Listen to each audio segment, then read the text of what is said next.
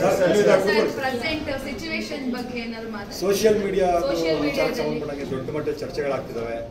ನೀವು ಕೂಡ ತುಂಬಾ ಅಂದ್ರೆ ಸ್ಟಾರ್ ನಟರ ಫ್ಯಾನ್ಸ್ಗಳಿಂದ ಮೆಸೇಜಸ್ ನೀವು ಕೂಡ ನೋಡಿದ್ರಿ, ನೀವು ಟ್ರೋಲ್ ಆಗಿದ್ರಿ, ಫೇಸ್ ಮಾಡಿದ್ರಿ, ನೀವು ಕೂಡ ಈ ತರ ಮಾನಸಿಕವಾಗಿ ಹಿಂಸೆ ಆಗುತ್ತೆ ಸರ್. ಅದು ಏನು ಹೇಳ್ತೀರಾ ಸರ್ ಅದ್ರ ಬಗ್ಗೆ? ಸಿ ಇದು ಸ್ಟಾರ್ಟಿಂಗಿಂದನೇ ಸ್ಟಾರ್ಟ್ ಮಾಡೋಣ. ರಮ್ಯಾ ಮ್ಯಾಮ್ ಅವ್ರ ಒಪಿನಿಯನ್ನ ಸೋಷಿಯಲ್ ಮೀಡಿಯಾನೇ ಹೇಳಿದ್ರು. ಸೊ ಅದಾದಮೇಲೆ ಕಮೆಂಟ್ಸ್ಗಳು ಸ್ಟಾರ್ಟ್ ಆಯಿತು. ಆ್ಯಂಡ್ ಮ್ಯಾಮ್ ಹೇಳ್ದಂಗೆ ತುಂಬ ವಲ್ಗರಾಗಿ ಮೆಸೇಜ್ ಮಾಡಿದ್ರು ಅಂತ ಹೇಳಿದ್ರು. ಸೊ ಅದಾದ್ಮೇಲೆ ಕಂಪ್ಲೇಂಟು ಕೊಟ್ಟರು. ನಾವು ಎಲ್ಲರೂ ಅದನ್ನು ಕೇಳೇ ಬೇಜಾರಾಯಿತು. So we are all with Ramya ma'am ಅಂತ ಹೇಳೋದಕ್ಕೆ ಇಷ್ಟಪಡ್ತೀನಿ. ಬಟ್ ಎರಡನೇ ವಿಚಾರ ತುಂಬ ಬೇಜಾರಾಗಿದೆ. ನಮ್ಮ ಪ್ರಥಮ್ ಸರ್ ಆ್ಯಂಡ್ ಅವ್ರ ಬಿಹೇವಿಯರ್ ಈ ವಿಷಯದಲ್ಲಿ ಜೆನ್ಯೂನ್ ಆಗಿ it is our duty. And also ಈ ವಿಷಯದಲ್ಲಿ I stand with Darshan sir. Because 3 ವಿಷಯ ಇದೆ. ಫಸ್ಟ್ ಒಂದು, ಪ್ರಥಮ್ ಸರ್ಗೆ ಯಾರು ಮಚ್ಚಿಟ್ಟು ಹಾಗೆ ಟ್ಯಾಗ್ ತೋರಿಸಿದ್ರು, ಏನೋ ಥ್ರೆಟ್ ಮಾಡಿದ್ರು ಅಂತ ಹೇಳೋದು ಎಲ್ರಿಗೂ ಅವರೇ ಹೇಳಿರೋದು. ಅದಾದಮೇಲೆ ಅವ್ರು ಯಾರಿಗೂ ಸಪೋಸ್ಡ್ಲಿ ಎಲ್ಲ ಅವರೇ ಹೇಳಿರೋದನ್ನೇ. ಕಾಡೂನವ್ರು ಫೋನ್ ಮಾಡಿದ್ರು, ಕಂಪ್ಲೇಂಟ್ ಕೊಡಬೇಡ ಅಂತ ಹೇಳಿದ್ರು. ಅವರು ಕಂಪ್ಲೇಂಟ್ ಕೊಟ್ಟಿಲ್ಲ, FIR ಫೈಲ್ ಮಾಡಿಲ್ಲ. 2 ಡೇಸ್ ಸುಮ್ಮನೆ ಇದ್ದರು. ತುಂಬ ವಿಚಾರವಂತರು ನಮ್ಮ ಲಾಯರ್ ಜಗದೀಶ್ ಸರ್.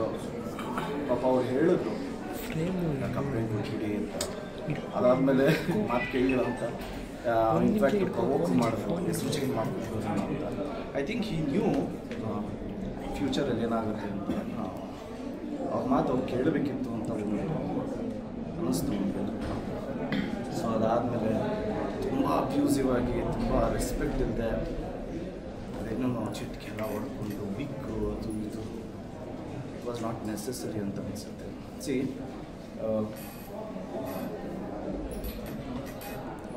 ಎಲ್ರಿಗೂ ಮರ್ಯಾದೆ ಅನ್ನೋದಿರುತ್ತೆ, ಎಲ್ರಿಗೂ ಅವ್ರಿಗೆ ಆದಂಥ ಸೆಲ್ಫ್ ರೆಸ್ಪೆಕ್ಟ್ ಇರುತ್ತೆ.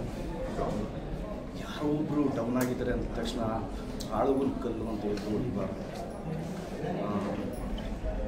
ಎರಡನೇ ವಿಚಾರ, ಈ ವಿಷಯದಿಂದ ಸುದೀಪ್ ಸರ್ಗೆ ಬೇಜಾರಾಗಿರೋದು, ಶಿವಣ್ಣನ ಬೇಜಾರಾಗಿರೋದು, ಪುನೀತ್ ಸರ್ ಇದ್ದಿದ್ರೆ ಬೇಜಾರಾಗ್ತಾರಿಲ್ಲ, ನಮ್ಮ ಅಣ್ಣನಿಗೆ ಬೇಜಾರಾಗ್ತಾರಿಲ್ಲ, ವಿಜಯ್ ಸರ್ಗೆ ಬೇಜಾರಾಗಿರಲ್ಲ, ಧನಂಜಯ್ ಅವ್ರಿಗೆ ಬೇಜಾರಾಗಿರಲ್ಲ, ಎಲ್ರಿಗೂ ಬೇಜಾರಾಗಿರುತ್ತೆ. ಅಫ್ಕೋರ್ಸ್ ನಮ್ಮ ಸೀನಿಯರ್ಸು ಈ ಥರ ಎಕ್ಸಾಂಪಲ್ ಸೆಟ್ ಮಾಡಿಲ್ಲ. ಅಂದರೆ ಈಗ ಶಿವಣ್ಣನೇ ಆಗಲಿ, ನಮ್ಮ ಅಂಕಲೇ ಆಗಲಿ, ಅನಂತನಾಗ್ ಸರ್ಗೆ ಹಿಂಗೆಲ್ಲ ರೂಢಾಗಿ ಮಾತಾಡಿದ್ದಾರೆ. ಸೊ ಈ ಥರ ಎಕ್ಸಾಂಪಲ್ ನಮ್ಮ ಸೀನಿಯರ್ಸು ನಮಗೆ ಸೆಟ್ ಮಾಡಿಲ್ಲ. ಈ ಥರ ಎಕ್ಸಾಂಪಲ್ನ ಸೆಟ್ ಮಾಡಬೇಕಾದ್ರೆ ಆ್ಯಕ್ಚುಲಿ ಎಲ್ಲ ಕಲಾವಿದರು ಮಾತಾಡಬೇಕು. ಈಗ ಇದನ್ನೇ ಸುದೀಪ್ ಸರ್ಗೆ ಯಾರನ್ನ ಅಂದಿದ್ರೆ ಅಥವಾ ಪುನೀತ್ ಸರ್ಗೆ ಯಾರನ್ನ ಅಂದಿದ್ರೆ ಎಲ್ಲರೂ ಮಾತಾಡ್ತಾ ಇದ್ವಿ. ಇವಾಗ ಇಟ್ಸ್ ಆ ಟೈಮ್ ಟು ಟಾಕ್. ಬಿಕಾಸ್ ಇದು ಮಾತಾಡಲಿಲ್ಲ ಅಂದರೆ ಇವಾಗ ಒಬ್ಬರಾಗಿದ್ದರೆ ಆಮೇಲೆ ಜಾಸ್ತಿ ಜನ ಆಗ್ತಾರೆ, ಇದು ರಾಂಗ್ ಎಕ್ಸಾಂಪಲ್ ಆಗಿ ಸೆಟ್ ಆಗುತ್ತೆ. And it is not necessary. ಮೂರನೇ ವಿಚಾರ ಬಂದು, ಬಾಸ್ ಯಾರು ನಿಮ್ಗೆ ಥ್ರೆಟ್ ಮಾಡಿದ್ರು, ಯಾರು ನಿಮಗೆ ಬೆದರಿಕೆ ಹಾಕಿದ್ರು, ದಯವಿಟ್ಟು ಅವ್ರ ಮೇಲೆ ನೀವು ಆ್ಯಕ್ಷನ್ ತೊಗೊಬೇಕು. ಅದು ಬಿಟ್ಟು ಇಲ್ಲ ನಾನಿಲ್ಲಿ ಯಾವುದೋ ಉಪವಾಸ ಮಾಡ್ತೀನಿ, ನೀವು ಬಂದು ಸ್ಟೇಟ್ಮೆಂಟ್ ಕೊಡಿ ಅಂತ ಹೇಳೋದು, ಇದೆಲ್ಲ ಒಳ್ಳೆ ಬೆಳವಣಿಗೆ ಅಲ್ವೇ ಅಲ್ಲ ಅಂತ ಅನಿಸುತ್ತೆ. ಏನು ಪ್ರೂವ್ ಮಾಡೋಕ್ಕೆ ಟ್ರೈ ಮಾಡ್ತಾ ಇದ್ದೀನಿ ಅಂತ ಗೊತ್ತಾಗಿಲ್ಲ. Okay, let's think the other way. What if ಅವ್ರಿಗೇನು ಗೊತ್ತೇ ಇಲ್ಲ, ನಿಜವಾಗ್ಲೂ ಅವರು ಇದರಲ್ಲಿ ಇನ್ನೋಸೆಂಟ್ ಅಂತ ಪ್ರೂವ್ ಏನು? ಅವರೇನಾದ್ರು ಕಳಿಸಿದ್ರ ಹೋಗಿ ತಮ್ಮಗೆ ಥ್ರೆಟ್ ಮಾಡಿ ಅಂತ? ಡೆಫಿನೆಟ್ಲಿ ನನಗೆ ಗೊತ್ತಿರೋಂಗೆ ಆ ಥರ ಮಾಡಿರಲ್ಲ. ಯಾಕರ ಹೋಗಿದ್ರು ಆ ಥರ ಮಾಡಲ್ಲ. ಆ್ಯಂಡ್ ವೈ ಪ್ರಥಮ್ ಈ ಥರ ಥಾಟ್ ಬಂದಿದೆ ಗೊತ್ತಿಲ್ಲ. ಓಕೆ, ಏನೋ ಅವ್ರು ಏನು ಹೇಳ್ದಂಗೆ ಅವ್ರು ಬೇಜಾರಾಗಿದೆ, ಏನೋ ಮ್ಯಾನಿಪ್ಯುಲೇಟ್ ಮಾಡಿದ್ರು, ಏನೋ ಚಿಪ್ಸು ಅದು ಇದು ತಿನ್ನೋದಕ್ಕೆ ಅಂತ ಅವ್ರಿಗೇನೋ ತುಂಬ ಹರ್ಟ್ ಆಗಿದೆ, ಅವ್ರ ಫ್ಯಾಮಿಲಿಯಲ್ಲಿ ಏನೋ ಒತ್ತಡ ಇತ್ತು, ಓಕೆ, ಬಟ್ ಎಲ್ಲದಕ್ಕೂ ಒಂದು ಲಿಮಿಟ್ ಇರುತ್ತಲ್ಲ.